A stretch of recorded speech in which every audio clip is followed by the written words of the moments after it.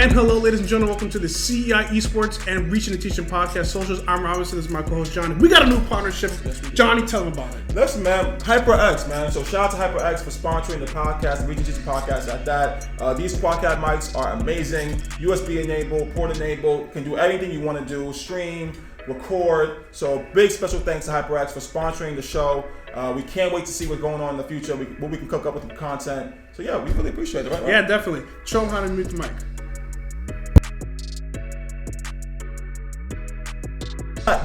And it matches with the polo, goes perfectly with CI Esports. So when we're doing Reachin and Teachin or CI Esports content, be aware of HyperX. They're showing us love. You're going to get quality sound, quality content. So beware, and thanks again, HyperX, for the love.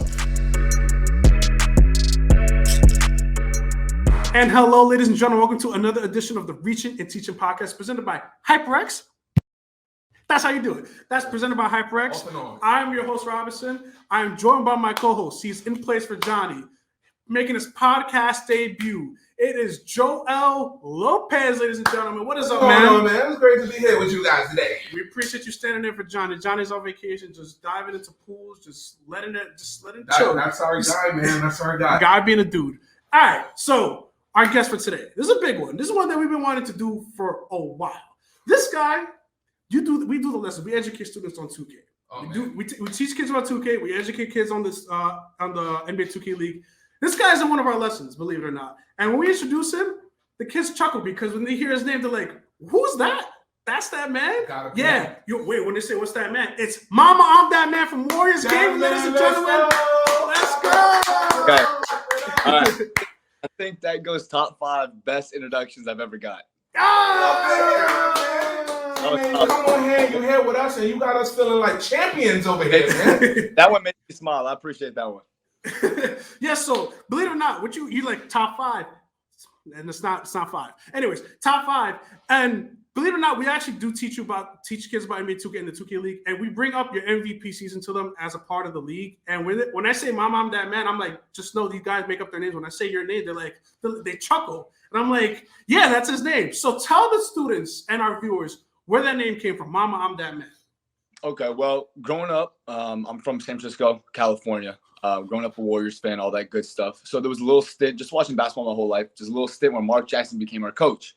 And one of his famous sayings as a commentator was, "Mama, there goes that man," when it would be like a big play in the fourth quarter, a clutch moment, whatever the case may be. Now, I'd be lying to you guys if I sat there and told you I just thought about it on the spot and it was just like, "Oh, Mama, I'm that man." I have no idea how I thought of the gamer tag. Till this day, like, I'm trying to go back and figure out when I typed it on Xbox and made it all happen. I have no idea, but that's where it derives from. Mama, there goes that man, just gets changed to Mama, I'm that man, as in I want the fourth quarter shot. I want the big plays. I want the spotlight to be on me.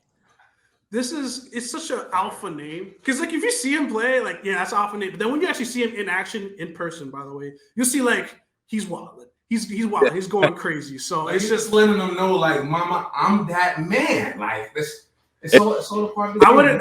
I wouldn't be surprised, like, because I know there's parents in attendance. I wouldn't be surprised if he's like, yo, he goes to someone's. I know he won't do it, but, well, who knows? This guy's a crazy trash talker. He goes, if a mom's in tennis, like, yo, Mama, I'm that man, goes to the player's tennis. That'd be top tier because this is a guy that wore a player's jersey. I think it was, I'm not authentic African, but it was a member of Grizz Gaming. He wore his jersey at an in-person event for the turn, I think. And he said, "This is your jersey. I'm going to retire you." That was, I'm not going to lie. I looked at it, I said, I was like, hold on, bro. It's like I have to look away. I was like, it's kind of crazy. It's like making a statement, man. Tell us before Joel, we ask you a question. What was the genesis of that thing with the jersey? Like, what happened there? So this was when I was in the Kings, and we were going into the tournament, trying to turn our season around. And they came from Memphis to Indiana, and they took over our room for that short stint where we didn't make a tip-off. And so when that happened, Authentic African, player in the league, he left his jersey in our room. And coincidentally, 3 weeks later, they were the team that we played first. And so I just had his jersey in my hand. If we didn't play him first, I would have never used it. But it just so happened. And we knew that we were going to beat them. We were pretty confident. So I had the jersey tucked behind me. Well, it was actually behind my lock, Crush. It was behind his back the whole game. And he tossed to me in like the fourth quarter the game was over in the first quarter, but in the fourth quarter, really sealed. I took it up and lifted it up and just kind of made fun of it. I thought that you like pull some plugs and actually ask for No, it. Like, yo, give me. I would have been like, yo, this guy is a madman. That would have been too much. I need to be locked in on my season. I that's crazy. But Joel, go ahead. Oh man. Well, first of all, as we know, like you're just an OG player in the game, just kind of been here since the beginning. Playing through all the seasons you played with, like, do you think the passage of time has at all influenced your experience being a player in the league? Has that made things different for you? Do you still feel as fresh as you did when you first came in? Yeah, I mean, I think all the time and hours put into the game, and just like the mental stress that I put into the game, definitely has taken a toll up to this point. I'd be lying if I said it doesn't. It's kind of just like any other sport. You put so much miles on your brain or your body, whatever the case may be. At some point, you're going to be like, man, I got to keep fighting through this. Now, one thing I will say is that it's made me smarter in other aspects of my life. Just being in front of the camera more often, having one-on-one conversations, deeper conversations with people. This is outside of the game itself. And just going inside the game, just teaching the people that are coming in. It's so crazy because I'm 24 now, and the people coming in are 21, 20, 19, like when I came in. And so they do things that I used to do, but honestly worse. And now I can kind of like school them and teach them and be like, look, this is not how you're supposed to maneuver. This is how you're supposed to maneuver so you kind of keep your name clean. You can keep your career going for longer and all that good. For sure. So talk about you. So you've been an OG in this league again. So you've been in since the beginning. Like, what is your favorite season? This season 5. What is your favorite season? What made that season so special? Okay. I would say my favorite season. I think we know the answer to this one. Okay. I'd go with my MVP season. My MVP season was the most stressful season I've ever had. Easily. From top to bottom, start to finish. I mean, that season took a toll on me like no other. I feel like if you took that season out, I'd be like, let me play 2K 24/7. But that season took me no other. Just because I was so dedicated to getting the MVP and so dedicated to winning just everything. I wanted to win everything. And I felt like it was my moment. And so when we came short, and I feel like I felt like I put my all into it, I kind of realized at that moment, you need 5 guys to put their all into it. It's not just one guy that can just carry the whole load. And I kind of like had to reflect and figure it all out. So my favorite season would definitely be season 1. First year into the league, I was a kid. I didn't know much. I just came into it. I just saw the bright lights. I had my gamer tag and I had me. I got drafted to Portland second round with my man Dane, One Wild Walnut. And the rest was history. We went on there and dominated. Me and him were MVP finalists. He was the MVP Defensive Player of the Year, all that good stuff. But just that season, that whole team, Shots, Lavish, Jomar, lifelong friends that I've made up to this point and hopefully forever. And just like how everything came together, how Portland treated us. I mean, Portland, to be honest, top class organization head to toe. I mean, from Cameron, the way he treated me coming into it and the way that he literally gave me everything I wanted. I couldn't have asked for more, and he allowed me to save a lot of money. I will not lie. That guy, he did so much for me when it came to groceries, food. He said, I got you. And I didn't spend much those first 3 seasons. So for him, I'm really appreciative of that. And just everything else that he showed me across the whole way. Sure. I can't imagine just that team. Because like we interviewed Harris and Dirk a couple of weeks ago, and they talked about that first season. You guys had MVP caliber players at pretty much everywhere, at least all-stars at every position. You, One Wild Walnut, Shots, Jomar, like that's just the all-star caliber team right there. And it's just, and then what makes the thing so crazy, just the constant change every time. Like you're not whatever you had, and we saw it this year with the trades, and you being part of one of those trades. Just the constant, like you're not guaranteed to be on this team tomorrow. Tomorrow's never promised on that team. So I just can't imagine how much do you think about that team, like, and wish like you guys had more time together. Yeah, no, because it was a pro and a con. It was the first season, so honestly, it got my feet wet early, got me comfortable early because, you start that first year and you play bad. Just as a player, you kind of like, am I meant for this? Is this what I'm supposed to be doing? And so coming onto that team, nobody really knew I could play point guard. Only the select few that were in my inner circle knew it. And so when I came onto the scene, it was kind of so much pressure on me, like, man, this guy, if he fails now, it's going to be terrible. So anyways, moving on. I mean, that first season, at the end of it, we had to let go of Connor just off the steer fact that was it. Like, that was the rules. We had to let go of somebody. And that was terrible. I mean, honestly, I wish that we could have kept that team together forever. And honestly, if we could have kept 3, I still believe I would have been a Portland Trailblazer. I don't think me, Connor, and Dane would have ever split up just because of the camaraderie we had and how good we were together as a whole. So one of the things that you're most known for is your confidence and your ability to trash talk. How did you develop that, and how do you manage something like that? Ever since I was a kid, like all my boys always just tell me, "Man, you talk so much trash. You talk so much trash." And so before, when I was younger, of course, it was a little more vulgar. You know, I used to get on you a little bit more. Played sports throughout my whole life, whether it was basketball, baseball, whatever the case may be. And I've always just been super competitive, everything I've done. And even in video games, people used to try to play me for money. I would go ahead and take that money. If we go play pool, we go play billiards in the city, I'd be competitive about it. So it didn't really matter what it was. I've always been competitive, always had that confidence that you kind of feel. And sometimes it'll piss you off, and sometimes it'll make you smile. And that's So tell us the key to trash talking, because some of the things that we do with the students, like we like, okay, we understand, like we always tell them, hey, say your GG. Sometimes there's trash talking, it goes over the line. Like, what is the line in terms of the key to trash talking? Like, how do you use it best, and how do you combat it as well? Because obviously, I know you hear it all the time when you're playing in person. Yeah. So for me, I believe I was one of the first creators, if not the creator, of real trash talk. And when I originator, I mean, it's easy to go up there and just scream at the opponent and call him a multitude of names that, you know, you get into his personal life and all that good stuff, and you kind of just make it like, all right, this isn't enjoyable for everybody to watch. While I came onto the scene and gave you a different aspect of trash talking, where it's playful, it's jolly. You don't know if you should be mad at me. You don't know if you should be happy with me. You just don't know. And it's really just to get you off your game. And I would say things like, you can't guard me, or you knew you had no chance loading up today. Because back in the day, we used to fly from our market all the way to New York. So I'd be like, you got on that flight for no reason, knowing you had no chance. You know? Oh, man.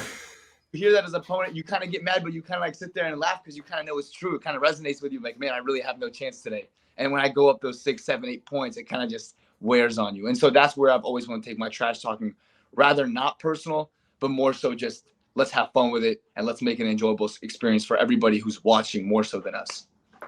What about when someone is like trash talking to you? Like, how do you be like, how you just stay quiet, just like listen to it, let your playing do the talking? How do you combat that? Yeah, okay, so I'll be honest, the first 3 seasons, I didn't get much of that. Fair. We won a lot of games. But when people did trash talk to me, you'd catch me. So there was a Florida tournament we had where the Warriors would be trash talking to me. Or no, it wasn't the Warriors, it was the Heat. We played the Heat, and they were trash talking to me to death. And they were winning, and then we were kind of messing up. We lost that game. And I was just trash talking back. Whether it was down 5, 6, 7 points, I would just do my best to keep my team in it. But in those moments, you understand, like, growing up in the league, it doesn't take one person to trash talk. I can trash talk as much as I want if I'm losing. But then if you look at your other 4 teammates and they're not trash talking, it's more so like, okay, like I got to sit down and focus on the game. So trash talking is an individual thing, but you need your whole team to be on the same page. So the levels of trash, like the energy is flowing throughout the whole team. One person's on this level and the other person's down here, it's not going to mesh. So it all comes together perfectly when the team's behind you. For sure. And just thinking about that, like just being a trash talker and thinking about the league's history, your performance against Bucks Gaming still ranks second highest score by one player, 77 points playing with the Blazers. So kind of talk about that and talk about your energy, what kind of energy you had going into that game, and has it changed your mindset going into new games and new seasons moving forward since that game? Okay, so first things first, I have the highest scoring record. Authentic African doesn't have it. He went in triple overtime. That was and for me, they held the ball in the fourth quarter and didn't even let me touch 80. They literally whole fourth quarter. So if I had that whole quarter, I believe I would have even touched 100, to be honest with you. Fair. So it is what it is there. But going into that game, so what was funny about that game was the couple days prior, we scrim, right? You scrim, you play a whole bunch of teams. The one team we've never played in scrims was Bucks Gaming. And season 3 was I loved that build. I just felt like it was so balanced, and I was super good at it, especially in the beginning. And the Bucks never saw our offense. And I've always felt like any offense that I run, especially at point guard, it's a high-powered running gun. You have to stop me. It's not like I'm going to let you come over here and stop. No, you have to game plan for me and figure it out. And they have never seen our offense with me and Dane and just the rest of the guys. And so before the game, I told Stan, this was like the night before, he was my roommate, Majestic. Me and him just chopping it up. And I was just like, man, I might go for 60 tomorrow. And he looked at me, laughed, and was like, da. We go into the game. The first 3 minutes, I have like 23. I look back at him, and he gives me the hand. Like, don't do this right now. Like, don't jinx this for yourself. Like, just keep going. Oh my God. And in the second quarter of the game, it was I believe I was 16 for 16 at the moment, and I was more worried about my field goal percentage at that time because the game was over. I was more worried about I wanted perfect rather than go for a record. He looks at me and he goes, "Go for the record." And at that moment, I just kept shooting and kept taking off. And I mean, credit to my team as well. Like, they played so much defense that game. I got on the break a lot. But in the like, if that game was on stage, a monitor would have been broken. I probably would have broke the PS5 or whatever we were playing at the current time. I would have probably threw it on the ground because it was so exciting. And just the adrenaline was pumping for sure. I can't imagine dropping 81 in the Esports League, like the 2K League. I dropped 70 in the team-up game with James Harden. That's the best I've done. But I can't imagine dropping 81 or 77 and be like, yeah, I did something. I did that against pros in a game, organizing everything. So if I would do something like that, stamp it on the Twitter. All-time leading score in the 2K League. The best ever. It's a blessing in disguise because they held the ball in the fourth quarter, which didn't let me get to 100, whatever the case may be, break the record. But I got an article on ESPN about it. So it kind of goes hand in hand. I got 2 articles now. I got the endorsement one, and then I got that one. So I'll take the article on ESPN that's like solidified. I can go back and look at that anytime I ever want. So that allows me. Just put that in the Twitter header. When you go to MamaImDatMan's Twitter. Why is my Siri talking to me? When you go to MamaImDatMan's Twitter, you just pull up when you go to the header and it says NBA 2K League player MamaImDatMan scores. Yes, that's a good flex. You gotta promote. You gotta let them know what really happened. You gotta tell them the story. Every time somebody brings it up, I gotta let them know that they held the ball in the fourth quarter. About hey, listen, man, you gotta set the record straight. We're just listening. We're here to capture the audio. You know what I'm saying? This is like when they bunt on a perfect game. You're just like, that's so crazy. Like, I just like, I don't know. If he held the ball, I'm not gonna lie. If someone dropped 100 on me, I'd be like, yo, who's that? I changed my gamer tag. I don't know who you're talking about. Sometimes you just gotta find a way to stop it any way you can. You know. All right, so let's move on. So let's talk about this season. We talked about your career up to this point, but now let's talk about this. You started the season at part of Kingsguard Gaming. Now you get traded to your hometown team for the Warriors.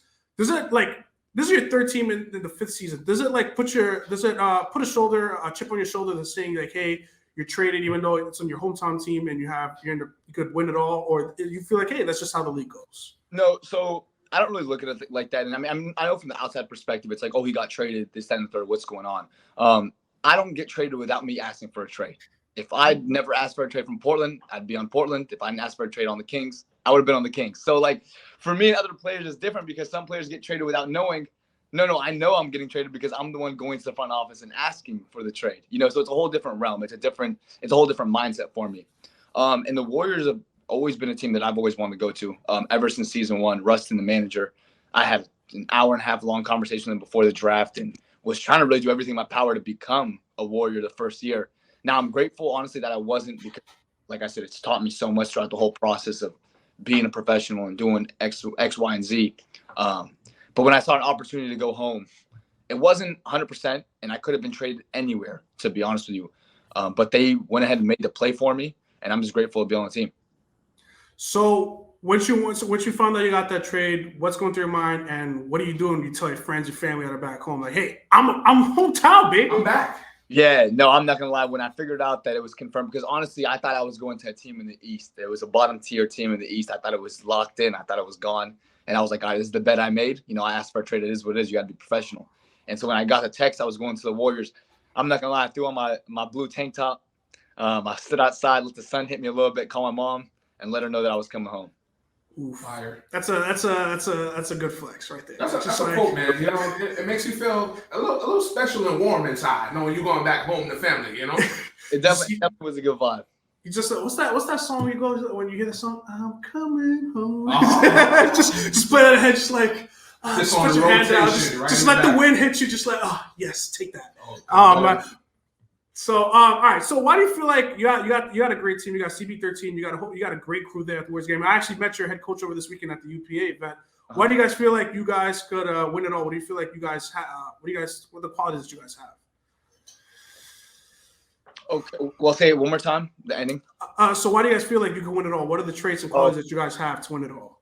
So for us, I mean, for me, in my perspective, I knew I was coming here to play shooting guard, right? Obviously, I have an awesome point guard in Keena, and then just a great team overall. I think we cover all facets that you need to cover. I mean, you look at the other teams in the league that are dominant, the Wolves and all those type of guys. They have a high-powered offense. They have a good defense. They can run the break. They can do it all. And for us, I just feel like, I mean, me at shooting guard, you got to stop me. And that's just the bottom line. Like, you got to figure out a way to stop me, and you got to figure out a way to contain us on both ends of the floor. And we have defense, we have the chemistry, we have the unity, and honestly, we just got to put it together. It takes time for our team to come together and have chemistry. And we went 4-1 in seed weeks, which is great.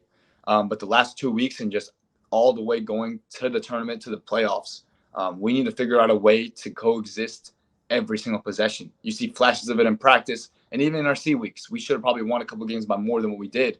But once we put it together and we have about 2 weeks, 16, 17 days to do so, I feel like we're going to be really, really scary. Scary hours, as one person would say. Jeez. Well, so you made the switch over to shooting guard. Obviously, you can play both position at guards. What do you feel like best suits you and your play style that can help the team win? For me, I feel like I catch and shoot better than anybody in the league. I feel like I'm the best catch and shoot in the league.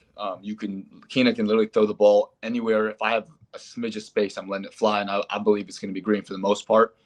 Just running out of the floor, relocating to an open spot, just doing the little things like Clay, Steph, those type of things where you're just getting open by any means necessary, doing whatever it takes to get open. I'm not the greatest dribbler in the world, but I know how to get to my spots. And so the shooting guard build's a little bit tougher to dribble, but I know how to get to my spots, know how to create, know how to make a read. So honestly, it's like a double ball handler type of look. And me and Keena are coexisting better and better every day. And once the playoffs hit, we're going to be ready.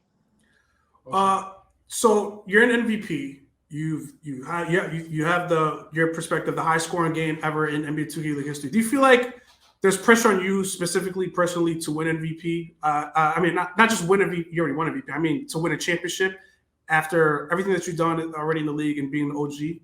Yeah, being honest, if you look at everything that I've done throughout the whole league, I mean, just being like scoring champ, assist leader, MVP. You know, I've won every tournament except for the tip-off. I've made playoffs 4 out of the 5 years I've been in the league. I've done everything, literally everything that somebody can mention. I have accomplished. I've had my own show. I've sold my own merch. I got the first ever independent endorsement. I've put wavelengths in the leagues that I feel like no other player has. And just getting that championship, I feel like would solidify me. I mean, I feel like I'm solidified already, but it would just put me to a different level, like a different echelon of, okay, he's here and everyone else is below him, you know, the next couple guys. Do you feel like there's anything like besides the championship that you feel like is like, I want to accomplish that? What are the goals that you're trying to have in the league? Honestly, I mean, I can't think of something that I'd be like, I mean, other than just like maybe helping guys out, growing the league in aspect, or just doing personal stuff for me, like streaming in the off season, or just making a 6-month job into a 12-month job. Other than that, I mean, it's just the championship. That's the only thing eluding me. And I feel like once I get that, I'll have every single box checked off. All right. So we said at the beginning when we did top five intro. Mm-hmm. When we did the top 5 intro, we mentioned that we teach the kids about you, your resume, your MVP season, and how you're one of the OGs of the league. I said it like 5 times. You've been in the league for a while, and you're one of the more successful players in the history of the league. What can you tell our students we're mostly in middle schools? What do you feel like you could tell them, like, what's the best way to get in the league, or the programs? Because we went to the UPA event this weekend. What do you feel like you could tell the prospects, the students that are into 2K but are interested in the league? What can you tell them how to get into the league? What's the best way?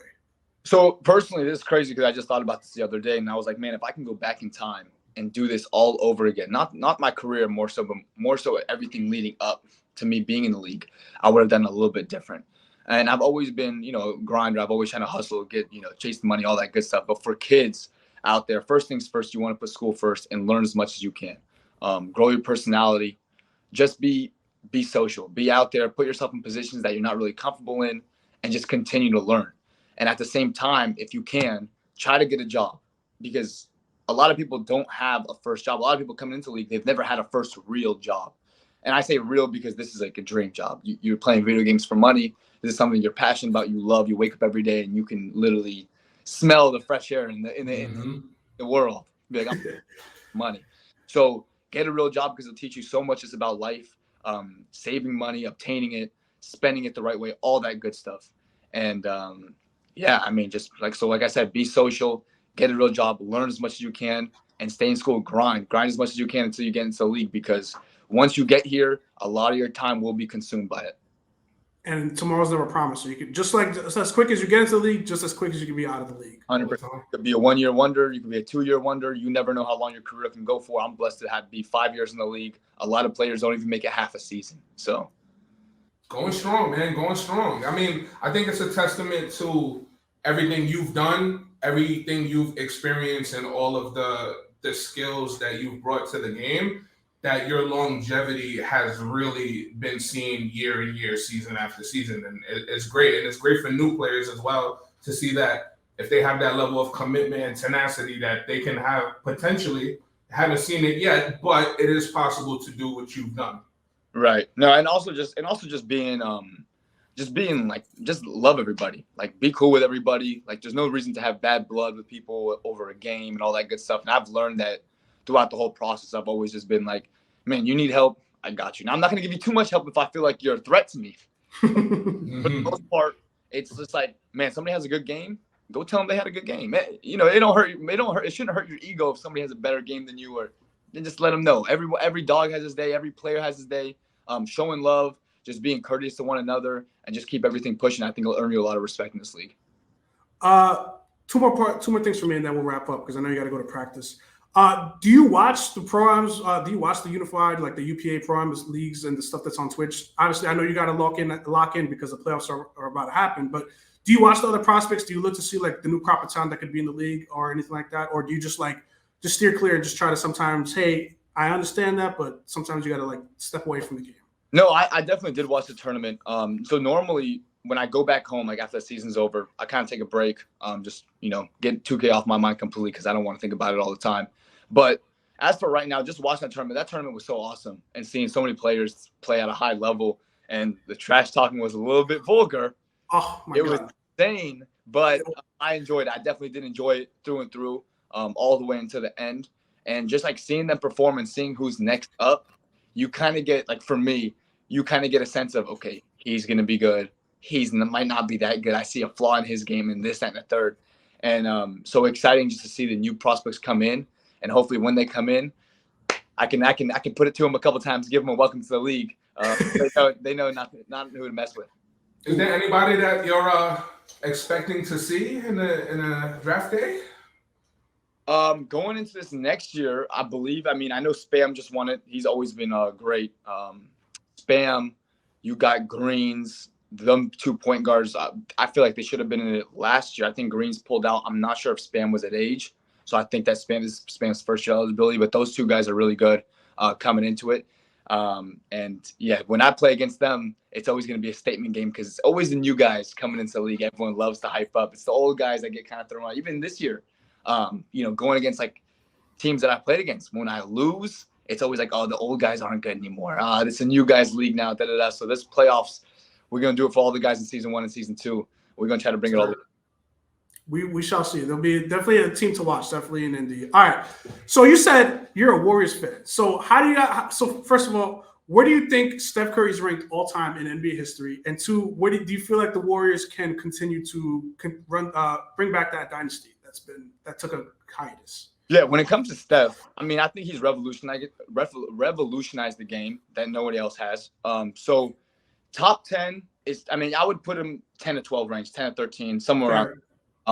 I wouldn't just insert him in the top 10, now if he gets one more ring, then it's really scary. You can't really deny him of that. And even now you can't really deny him. Top 10, even 10 to 15 is great. And as for the dynasty, it's all about payroll. So if we can, I know Draymond wants to get paid now and he's going on, Jesus Christ. He might be going on 35, 36, 37, somewhere around there. And then you got Wiggins, you got Poole, you got Kuminga, you got a bunch of guys. So it's going to be tough. But I feel like they'll find a way, especially if Curry puts his foot down and says, yeah, I want the guys to stick around. I just don't see how you don't pay the guys and just end up with a luxury tax and call it a day.